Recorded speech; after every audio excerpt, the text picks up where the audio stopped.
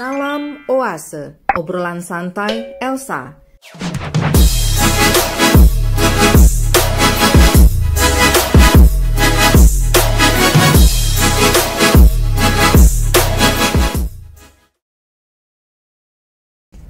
Salam Oase, bertemu lagi dengan saya Dr. Elsa. Pada kesempatan kali ini saya akan ngobrol santai bersama Bung Agus dan Nafila, yang kebetulan Nafila ini tergolong ke dalam generasi Z ya Nafila ya. Pada kesempatan kali ini kita akan ngobrol bareng tentang bahasa Indonesia. Mengapa ini jadi obrolan kita? Karena pada saat ini, pada bulan ini kita berada pada peringatan bulan bahasa yang bertepatan dengan peringatan Sumpah Pemuda.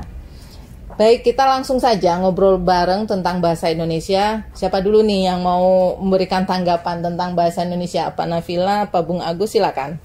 Ya, saya sebagai wakil dari generasi milenial, iyalah, yang boleh separuh kolonial, gitu kan. Melihat ya bahasa, ini bulan bahasa, terus fenomena kebahasaan hari ini, bagaimana bahasa Indonesia itu mungkin bagi sebagian orang seperti terjajah di negerinya sendiri. Betul. Kalau kita ke adanya penggunaan bahasa asing bahasa asing begitu dominan, bahkan masuk kemanapun semua kita menemukan bahasa-bahasa asing, gitu kan. Nah, ya saya nggak tahu, ini mungkin bagi sebagian orang ini semacam kolonisasi bahasa, artinya bahasa Indonesia yang terjajah di negerinya sendiri. Dan ini ironikal ketika kita bicara tentang Sumpah Pemuda, bagaimana bahasa Indonesia punya riwayat menyatukan. Ya. Dari berbagai suku dengan satu bahasa, yaitu bahasa Indonesia. Ya. Nggak tahu nih beban, ini kan beban bagi generasi Z ya. Z sekarang ya. ini. Artinya bagaimana mereka melihat ke depan. Tapi bahwa bagi generasi yang kolonial, artinya mereka sudah jangan kolonial lah, kita tidak terlalu kolonial kali. Bukan, ya. maksud saya generasi yang kemudian melahirkan bahwa bangsa ini lahir dari bahasa.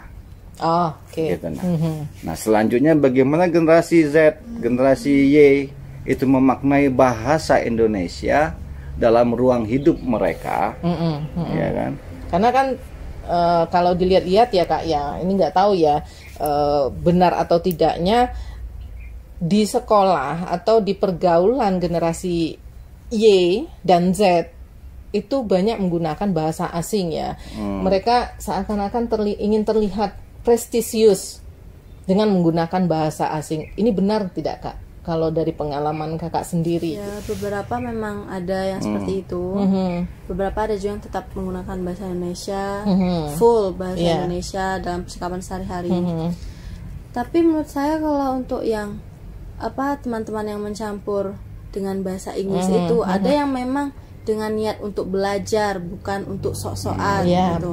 Betul. Jadi kalau untuk dengan yang murni niat belajar, menurut saya itu fine-fine aja ya. Nah, ini penggunaan fine-fine aja gitu. Oke. Gak masalah, karena mau tidak mau kan perkembangan zaman terus ya. Terus berkembang. Zaman terus berkembang dan kita semakin terbuka komunikasi jadi, juga tidak semakin luas. Jadi dengan mempelajari itu satu sisi positif menurut saya, karena untuk membuka jalur untuk perkembangan selanjutnya.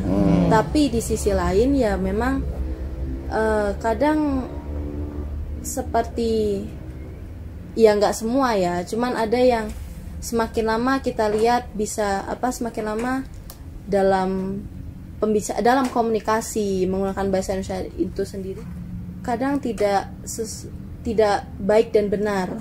Maksudnya kata-kata gaul juga masuk ke dalam bahasa Indonesia. Jadi tidak hanya dengan yang campur-campur bahasa Inggris, tapi yang full pun kadang juga sudah mulai menggunakan bahasa gaul gitu kan. Juga nggak bisa dibilang murni bahasa Indonesia, kata-kata gaul itu kan, walaupun disebut dalam bahasa Indonesia, tapi itu kan bukan bahasa Indonesia sepertinya menurut saya. Iya, betul. Termasuk ini ya, ada kalau Bunda dengar ada kata-kata seperti Wallace, itu kan dari kata slow ya. Kemudian mereka balik menjadi Wallace, ya santai gitu kan. Mager. malas gerak, itu mereka penggal-penggal sendiri gitu kan. Nah itu sebenarnya dalam ini, ketika sedikit Bunda tarik ke kajian linguistiknya, ya di satu sisi itu oke ya, tapi di sisi lain dalam kajian linguistik ketika orang mencoba untuk mencampur, tapi yang disampaikan kakak tadi, kalau itu hanya untuk pembelajaran ya bolehlah gitu kan. Tapi ada sebagian orang juga menggunakan bahasa itu supaya dia terlihat ya memang high class gitu ya, dari kelas yang tinggi gitu. Nah itu dalam linguistik dikatakan sebagai dia dalam posisi diglosia, menganggap bahasa yang satu lebih baik dari bahasa betul lain. Dari bahasa yang lain seperti itu. Juga penggunaan bahasa yang seperti itu nanti tidak tertutup kemungkinan bahasa Indonesia, dan juga yang paling bawah itu mungkin bahasa daerah akan hilang gitu. Nah ini gimana nih menurut Bung Agus? Menurut saya kan seperti ini. Indonesia itu kan sebuah konsep ya, konsep politik ya, konsep politik nation kan. Sementara bahasa itu sesuatu yang hidup. Betul. Menjadi bagian dari kebutuhan, sama seperti makan, minum. Ini kan orang butuh untuk berbahasa, untuk komunikasi. Nah, ketika kemudian dia diikutkan pada kata Indonesia, dia menjadi memiliki beban secara politis. Dia harus memikul pengertian sebuah bangsa. Nah, perkembangan bahasa dari bahasa Melayu menjadi bahasa Indonesia itu kan sebuah proses sejarah. Betul. Nah, Indonesia sendiri pada konteks kalau kita bicara tentang manusia sebuah nation, itu kan sebuah wilayah yang terbuka. Artinya bahasa Indonesia misalnya yang mana sih bahasa Indonesia? Semuanya adalah serapan kok. Iya. Yang mana serapan dari bahasa daerah, dari bahasa Arab, bahasa Portugis, Spanyol, bahasa Belanda, bahasa Inggris belakangan, gitu kan? Semuanya adalah serapan yang kemudian berkembang. Mereka akan menemukan kayak generasi Z, mereka menemukan cara sendiri untuk berkomunikasi dengan bahasa mereka. Dan jangan salah, para founding father, para pendiri bangsa ini juga merasa menjadi bagian dari gerakan kaum terdidik ketika berpidato kan ngomong dengan separuh bahasa Belanda. Iya. Ya itu tadi yang saya katakan, ingin terlihat seperti yang dari level tinggi gitu kan. Sebagai bagian dari kaum terpelajar, mereka menggunakan separuh dalam tulisannya bahasa Belanda. Ya, masuk bahasa Belanda di dalamnya, betul. Iya. Dan juga pada saat sekarang itu lebih banyak saya temukan dalam tulisan-tulisan artikel juga sebagian ada menggunakan bahasa Inggris supaya terlihat ya dia ingin terlihat lebih jenius ya mungkin ya, atau lebih dari level yang tinggi. Ya, saya menarik ketika Bung Agus mengatakan bahwa yang mana sih yang bahasa Indonesia gitu kan. Sebenarnya kalau kita boleh jujur ya, dalam kajian linguistik itu kan dikatakan sebagai bahasa Kreol. Mengapa? Kreol itu sendiri kan campuran dari beberapa bahasa. Nah, kalau kita jujur ya, tapi mungkin itu kemudian tidak dimasukkan atau menafikan itu karena Kreol sendiri kan kalau dalam kajian linguistik pada level bawah sebenarnya. Ini kan terkait politik bahasa ya. Nah, kalau kita jujur, struktur bahasa Indonesia itu sendiri mengikuti struktur bahasa Melayu. Artinya kan tidak Indonesia asli gitu kan. Kemudian kata-kata dalam bahasa Indonesia seperti yang katakan Bu Agus tadi ada serapan dari kata-kata luar. Ya contohnya nama-nama hari itu kan gabungan dari bahasa Arab dengan bahasa Portugis. Contoh, Senin itu dari Isnaini, ya kan, hari yang kedua kan. Kemudian Minggu itu dari bahasa Portugis yang Domingus. Nah, artinya yang Indonesia sendiri kan tidak ada, yang kemudian digabung dan menjadi bahasa yang digunakan secara turun-temurun. Nah, itu kan Kreol. Dalam kalau kajian linguistik itu Kreol, tapi kita menafikan itu, mencoba untuk menafikan itu terkait tadi politik bahasa. Berarti bahasa Indonesia itu sendiri lebih mirip ke bahasa Kreol ya? Kalau kajian linguistiknya iya. Karena Campuran tadi. Dan struktur bahasanya kan itu mengikuti struktur bahasa Melayu. Juga ada bahasa Belanda di dalamnya. Contoh bahasa Belanda yang tadi disebutkan Bung Agus itu ada bahasa Belanda kan. Contohnya kantor. Kantor itu sendiri bukan bahasa Indonesia, tapi dari bahasa Belanda. Gitu. Dan jenis makanan, kemudian juga kita mengadopsi bahasa Sanskerta. Ya kan? Tidak juga murni dari bahasa Indonesia. Saya punya pengalaman ketika saya di kelas, ketika saya pas di Amerika, saya di kelas waktu itu, saya pakai baju kaos. Baju kaos saya itu di punggung itu ada tulisan Forum Satu Bumi. Nah, jadi ketika saya ada waktu itu maju ke depan kelas, gitu kan. Nah, dosen saya itu orang India. Orang dia duduk di belakang. Jadi saya presentasi bla bla bla, udah selesai, saya kembali, terus dia mendatangi saya, dia nanya, satu itu apa bahasa artinya? Artinya dalam bahasa Inggris. Saya bilang one. Oh, dia sudah paham. Karena forum dari Inggris. Bumi Sanskerta. Yang dipahami juga oleh masyarakat India, gitu kan? Dia hanya nanyakan satu itu apa? One. Oh, dia paham. Artinya ya itu semua. Jadi masyarakat Indonesia itu berkembang, kemudian terkoneksi dengan konteks apa. Ketika dulu mungkin kena serapan banyak bahasa Belanda, kita dijajah Belanda. Pasca sebelum Belanda masuk banyak pengaruh Arab. Kita nyerap bahasa Portugis Arab, juga ada. Portugis. Sebelum itu dominan pengaruh India dalam kebudayaan Hindu-Buddha. Kita serap bahasa India, Sanskerta. Nah, ketika hari ini dominan kemudian secara kekuasaan ekonomi politik itu pengguna bahasa Inggris, secara ekonomi dominan bahasa Inggris. Termasuk generasi Z ini yang menggunakan itu.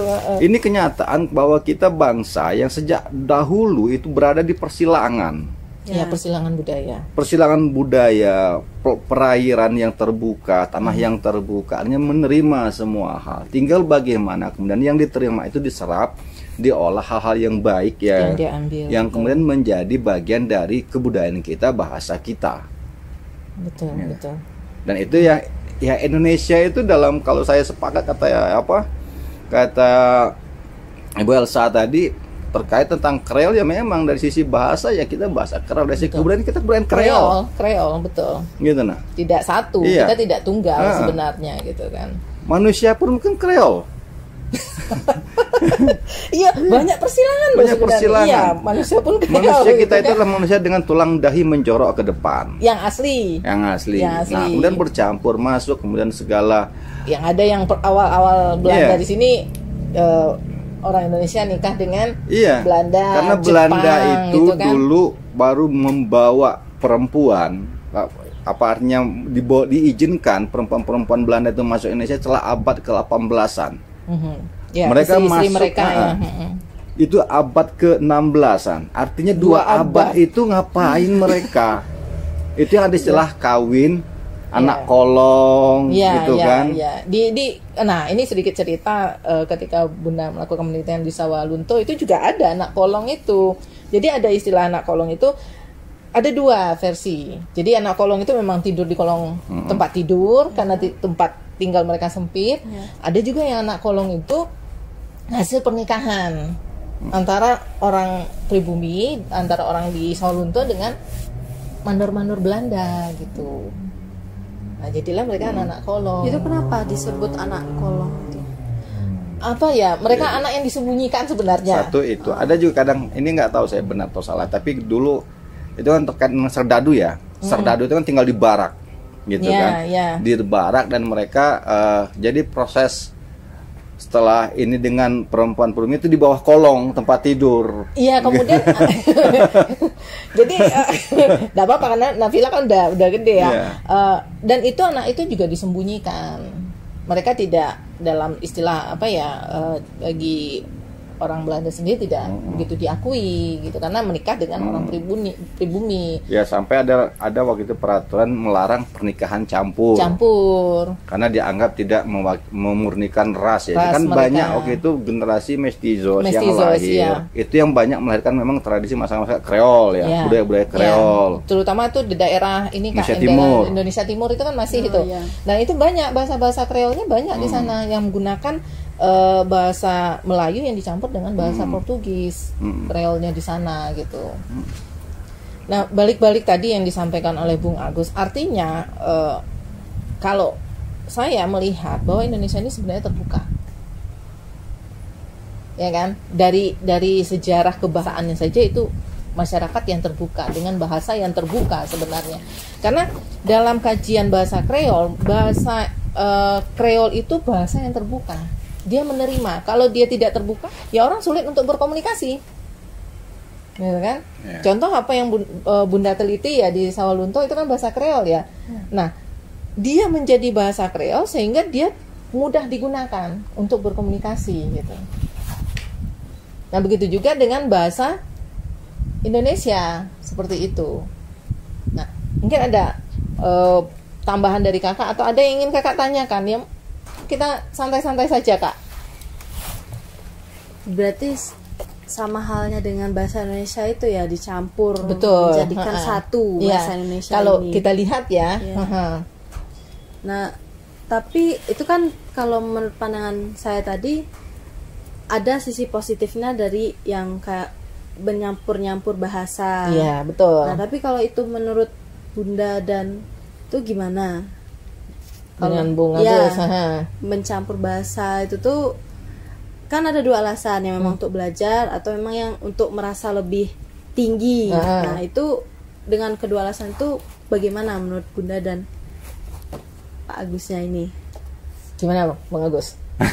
Ketika itu? Ya, nggak apa-apa, itu memang kodrati kok. Artinya karakter orang Indonesia itu kan orang yang kemudian lahir dari tradisi campuran gitu, dan kemudian lama dijajah jadi inferior ya. Masyarakat apa yang dimiliki pada posisi bawah gitu kan.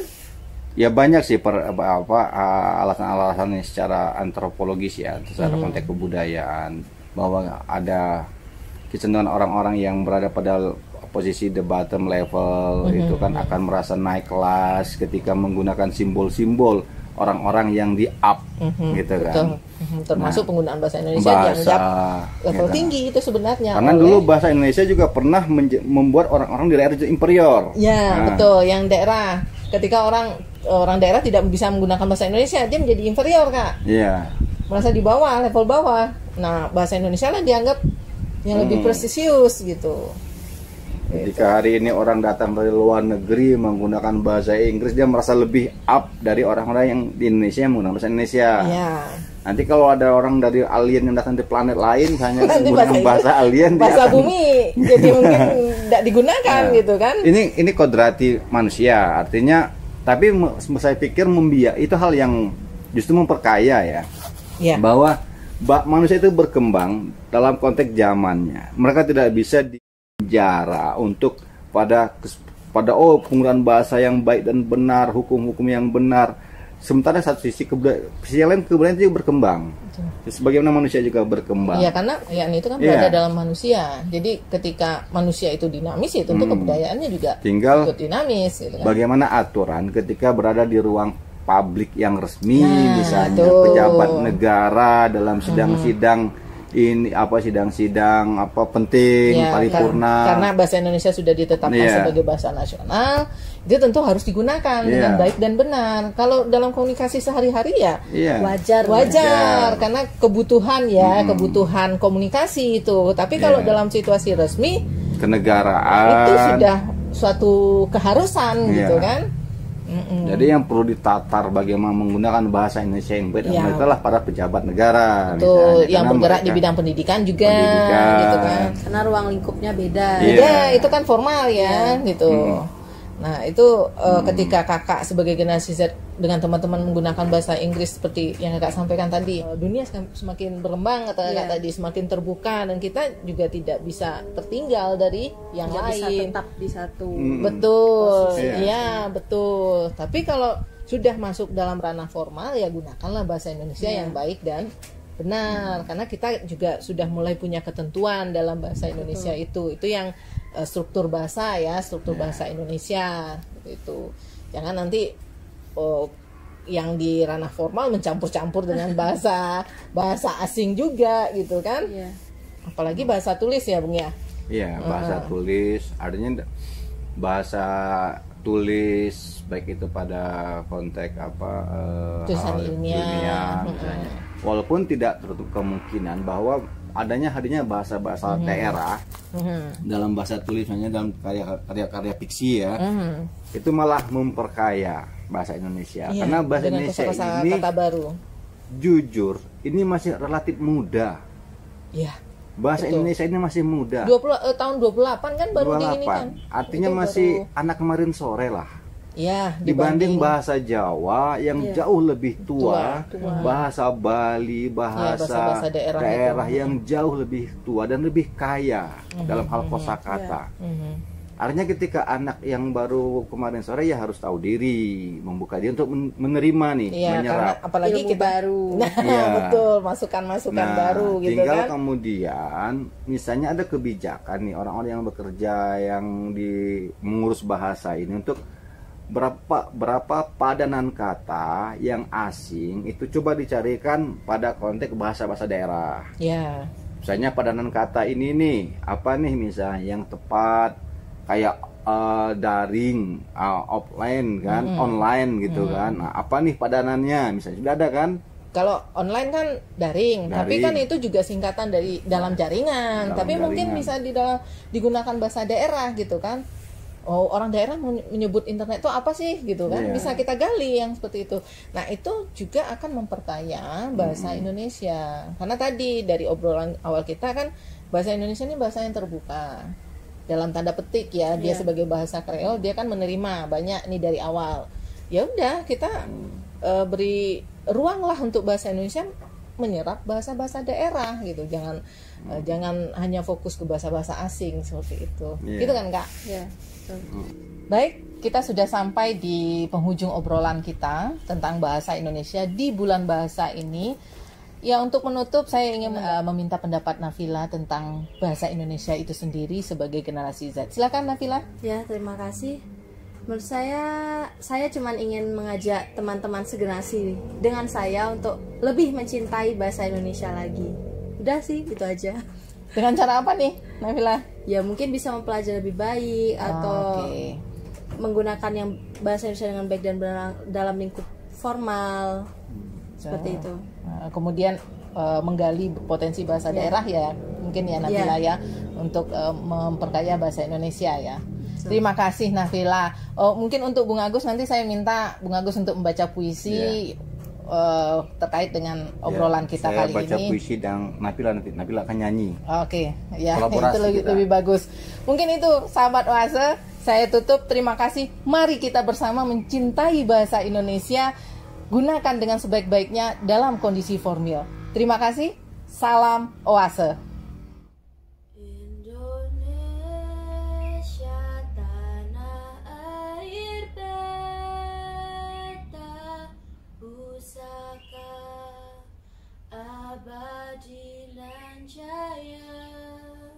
Kembali ke rumah. Pulau Pala, Bandar Lada, Tanah Kesuma. Tapi langkahku tak akan kalian dengar. Suaranya seperti suara gerobak kayu setelah amuk Sabtu yang membakar ladang-ladang tebu. Seperti suara kesunyian pasir yang bangkit dari dasar sungai, membangun menara-menara kematian buat kalian pada tempatku. Di sana